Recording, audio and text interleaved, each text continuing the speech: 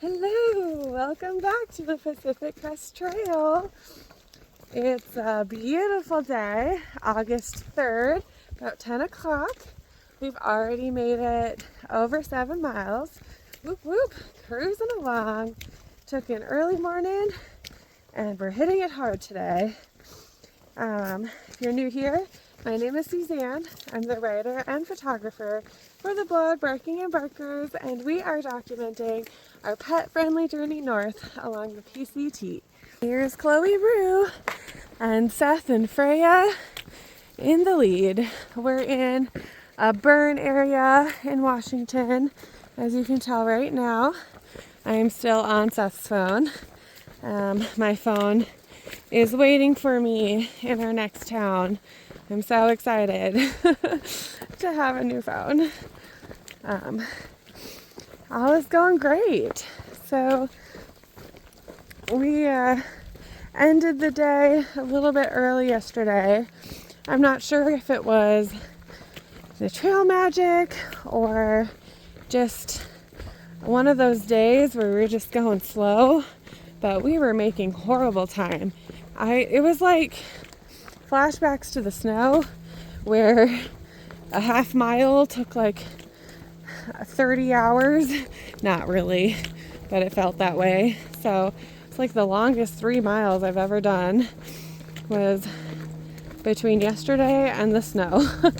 And I'm not sure why. I know the heat wears me out and the girls. And since our trail magic was kind of early in the day and we ended up having to hike through some of the hot part of the day, I wonder if that just like wore all of us out. So we didn't make the mileage goal that we wanted to yesterday. So today we're hitting it hard. And we woke up at 5, we saw the sunrise, it was beautiful. Seth warmed up some coffee and put some extra special, like, I don't know what exactly it was, like frappe in there or something. It was so good. It was a frothy cup of coffee to get us going. And I didn't notice this, but Seth did. The girls woke up last night a couple times to barking. And I don't know if it was a fox or a marmot or a coyote. He couldn't really tell, but it was a full moon, so I think it was a werewolf. And the funny part is today we're walking through this area where there's wildflowers and there's no lupine. 0 lupine. And it's probably just a seasonal thing, honestly, but it also could be a werewolf. Wiped out all the lupine last night because he was mad about it, and our dog scared him away. Werewolves of Washington. So I was glad that we had the dogs with us because they barked and scared whatever it was away. So, and yeah, I slept through the whole thing, which is kind of scary, slightly concerning. Normally Chloe, if she alerts me to anything, I'll wake up, but I guess she didn't really do any barking. It was mostly Freyja. But I know I should still wake up to a dog bark, even if it's not a Chloe alert. But yeah, we'll just congratulate Freyja today for saving us from the werewolves of Washington. Speaking of the girls, they're doing great. Even though we had a hot day yesterday, we had to wear booties and the little cooling cloths for a good portion of yesterday. They did good. Their feet were beautiful still. I love Musher Secret. I can't believe it that, when they first were stepping on the hot sand, they were lifting up their paws. And I was like, oh no, they're gonna have cracks or some sign of like irritation after this. And nope, paws are perfect. Love Musher's wax. We put some more on last night, and it's just a very thin layer. It makes a world of difference. However, the girls, behavioral wise, their prey drive has gotten so bad.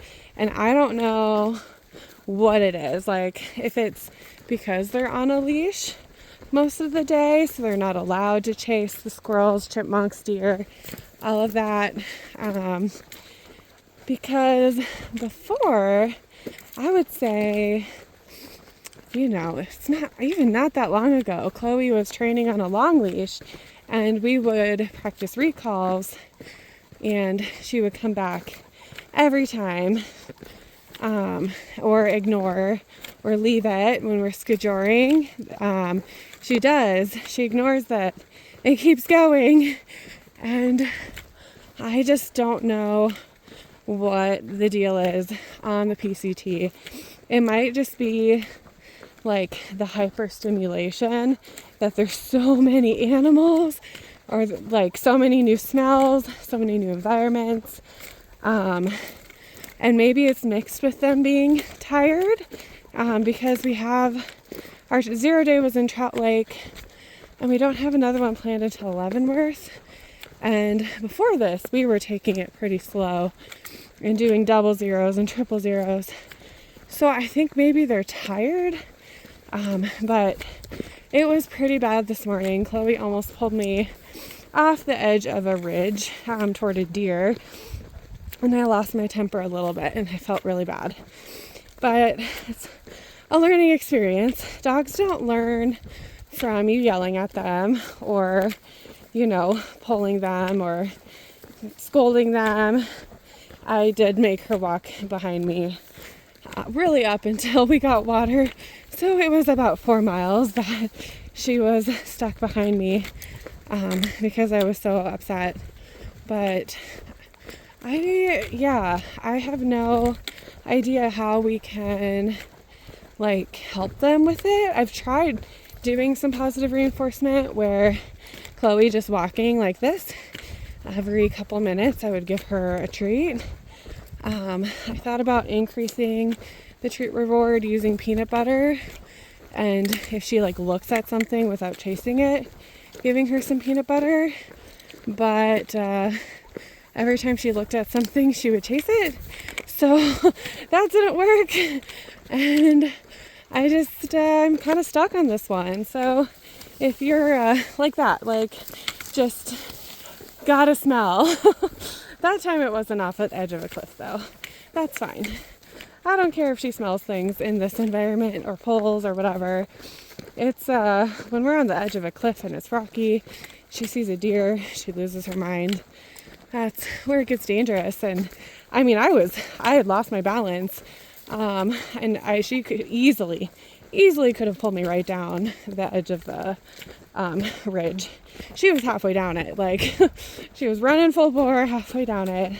It was scary, and there are kind of scary ridges and scary situations that we go across on the PCT. Washington in particular has Knife's Edge, which we did, and she did great. I just again had her behind me the whole time, and she's been doing really good with staying back and staying behind me when I ask her to. And I don't know, maybe that's what I have to do, is just keep her behind me all the time.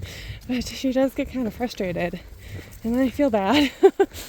She's not able to explore like she normally does, and she's stuck in a heel. So anyway, if any animal behavioralists or trainers are listening, I would love some input, love some advice on if you've experienced some increased prey drive in a dog.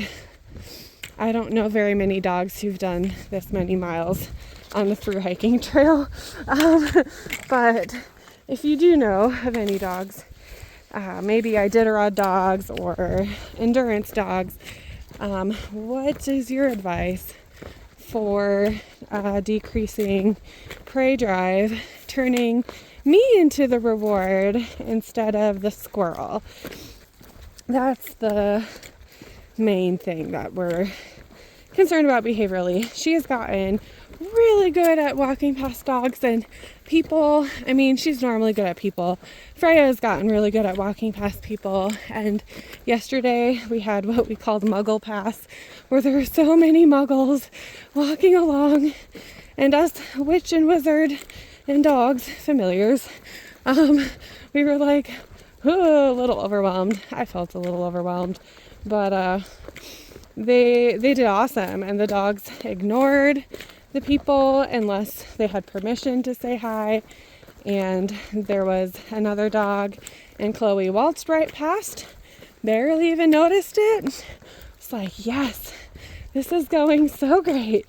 No crying or lunging or barking. I mean, in the past week, I would say, since Washington, Troutdale, I'm trying to think if she had any issues. I don't think so. Well, actually, yeah, we did. We had all the off-leash dogs. The animals of Troutdale. It's not Troutdale. Trout River? I'm forgetting what the town's name was, where we had the best burrito. Trout Lake! That's what it was. The best burrito was at Trout Lake. God, that was good. Anyway, I have a whole paragraph in the blog about the animals of Trout Lake, because it was a whole experience to have dogs there. But that is for another time. I hope that there's some advice out there for how we can help with the dog spray drive. If Kate's watching this from Kate's Bad Dogs, she's worked with both Chloe and Freyja. She's amazing, and she helped Chloe with her leash aggression and Freyja with her food obsession and anxiety. So we love Kate, and if you're in the Willamette Valley, she's a queen. So just really, really good at coming up with games and interventions that help dogs a lot. And I honestly, her game, the coffee shop game, we've gotten to do that so much on the trail. It's been really good for the dogs. We just sit at a coffee shop. They're so tired, they just sleep. But we can have dogs and people and kids and food and just stuff all around us. And the dogs are just chilling, relaxing, getting treats whenever we see an opportunity for it, which is pretty frequently in that environment. So anyway, we love Kate. We're still using her games and techniques for the girls. And if you know her, give her a shout out. So things I've learned, and this is what I'll end on. I learned from Mr. Ed yesterday, our trail angel who treated us to some magic. I learned the North Dakota state tree. Are you ready? Can you guess the state tree of North Dakota? It's a telephone pole. Ching. Oh my God. Maybe you have to be from North Dakota to know that one. But it's because there's no trees there. On that note, we wish you many happy tales and happy trails until next time. Cheers.